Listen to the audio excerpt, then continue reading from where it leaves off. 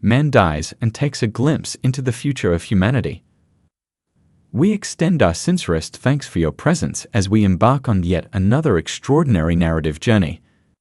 Today, I, your humble narrator, shall guide you through a captivating account that defies time and space. If you're keen on staying updated and never missing out on these riveting chronicles, do kindly contemplate clicking the subscribe button and ringing the bell icon right beside it. Your unwavering support resonates deeply within us, a beacon guiding us to continue sharing these awe-inspiring tales. Have you ever felt the delicate brush of existence's edge, an experience worth sharing? We invite you to join our expedition and share your unique story. You'll find our contact details in the description below. Now, unwind with your favorite beverage, settle into a cozy nook, and lend your ear to this remarkable tale. As best as memory serves, recounted in a distinctive narrative style, we unveil an incident etched in the annals of history, one that unfurled 33 years ago. He embarks on this endeavor while the memories still glisten, recognizing that over time, certain details fade in the favor of positivity. Yet, it's essential to acknowledge that every story weaves light and shadow. This narrative is his. It's etched into his lived experience, a chapter he must confront. The calendar year reads 1990, and he stands at the tender age of 14, amidst the summer of his freshman year in high school. With fervor, he applied for a position at a Boy Scout summer camp, marking his third consecutive endeavor. The previous summers had witnessed disappointment as his applications were met with rejection, but this year represented his last opportunity. A twist of fate led him to accept an offer from the camp director, a position in the camp kitchen that diverged from his initial aspirations. As a well-organized operation, the camp witnessed the departure of all scouts each Saturday, followed by the arrival of new troops the following Sunday. A prerequisite for campers was the successful completion of a swim test for participation in lake activities. Given his role in the demanding kitchen and his certification as a junior lifeguard, he'd volunteered to supervise the new campers during their swim evaluations. Each lifeguard was armed with an aluminum pole, a lifeline to be deployed in case of necessity. The swimmer's challenge involved completing 2 unassisted laps within a boat slip confined by a 3-sided dock, with the open side demarcated by a length of rope. His vigilant gaze had observed numerous groups of campers effortlessly passing their tests throughout the day. However, during a particular evaluation, a 13-year-old boy found himself engulfed in a struggle, calling out for assistance. Despite having the option to lower the pole for the boy to grasp, he was overcome by his lifeguard instincts. With an almost mechanical reflex, he propelled himself into the water, feet first, legs splayed like a bicyclist. Swiftly, he ensconced the boy, turning him around and adopting a secure carrying position, his arm placed diagonally across the boy's chest. This grasp served both to instill security and quell panic, although it was energetically taxing and the boy remained unresponsive. A decision was made to alter his grip, this time securing the boy under his chin. Regrettably, this choice led to unintended consequences as the boy's sense of security waned and anxiety swiftly took root. In a heart-stopping moment of panic, the boy delivered a roundhouse right hook that collided squarely with his head, inflicting a severe and disorienting blow. Struggling to maintain consciousness, he found himself slipping into the murky depths. The exertion of carrying the boy back to the dock had triggered an uncontrollable heaving in his chest, involuntarily forcing water into his lungs. Surprisingly, the experience, though grim, was less harrowing than anticipated. His lungs filled with water, alleviating some pressure, yet he was acutely aware that his life hung in the balance.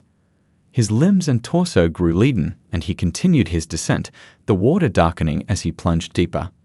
A surreal sense of detachment enveloped him, an observer to the perplexing scenario. People rushed along wooden pathways lining the docks. The boy he had sought to rescue was now alone in the water, his gaze frantically darting around, tears mixing with lake water.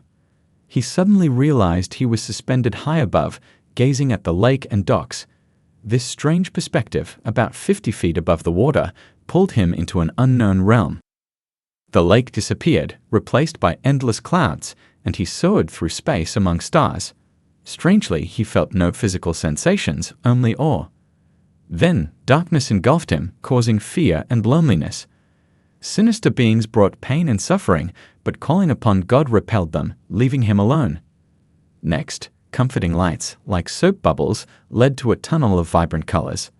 At the end, a voice offered to review his life, evoking emotions and understanding. The angel explained the importance of this life review, bringing clarity and cleansing. Emerging from the darkness, he faced a blinding white light filled with warmth, love, and inner peace, tempting him to stay. The figure showed him a grim future, urging him to spread a message of change. Overwhelmed, he declined powers and the ability to see the future, longing for normalcy. Reluctantly, he returned before the figure in white, yearning to stay but shown an image of 3 children, his future offspring. One child was different, never to be born. With this revelation, he accepted it was time to return. He tries again to reach out and touch him, but he's yanked backward. The light shrinks, and he's enveloped by darkness, moving backward. He knows he's returning, and with a jolt, he's back in his body. He finds himself sitting on the lake's muddy bottom and urgently needs to surface for air. He flexes his legs and paddles upward, struggling to reach the surface. He wonders if he'll make it, but eventually he manages to break free and coughs up water from his lungs. The boy he was trying to save appears terrified, evident in his eyes. He starts assisting him, which he finds ironic. As he continues to gasp and cough, he gradually breathes in fresh air. A senior waterfront instructor rushes towards them down the dock. He resumes pulling the boy towards the shore, even though he's exhausted. He manages to get the boy safely on the dock, but he says little, dazed and confused, as he climbs out of the water. His body is unharmed, but his mind reels from the experience. Before this episode, he had numerous paranormal experiences, and afterward, these occurrences subsided, making them more manageable. He realized that he had been made normal by the old men he encountered, and he was grateful for it. He has often wondered why a 14-year-old would face such malevolent entities, given his age. He came to the conclusion that his near-death journey wasn't planned, and that he was an unexpected arrival on the other side. He became a target of opportunity for dark entities. Nonetheless, he remains hopeful that, at the right time, someone will guide him to a safe passage. At the time of this near-death experience, he was a Catholic and attended a Catholic school that groomed boys for the priesthood. However, his perspective on religion changed, and he now sees it as a vehicle for individuals to reach their spiritual goals. His current viewpoint centers on the idea of a creator with a divine plan, yet he remains unsure whether he met the creator. An interesting aside to this story is that he studied classical Greek 2 years later. During that time, he learned about the ancient Greek belief in the fates, which unnerved him due to its similarity to his near-death experience. Years later, he met the woman he would marry, and he knew instantly that she was his future wife. As predicted, they had 3 children, although one was miscarried and was never born. His experiences have taught him that our actions impact others in profound ways, both positively and negatively, and that we'll come to understand this fact in the afterlife. He acknowledges the coexistence of evil and goodness, darkness and light, suffering and serenity. He's aware that humanity possesses the potential for self-destruction. Above all, he knows that our souls persist beyond death, though full comprehension remains elusive. In his belief, we're reborn with those souls with whom we choose to journey. This is how he recognized his wife when they first met. With each life, we grow stronger and more genuine, shaped by our experiences until we may ultimately complete our journey and be genuinely reborn.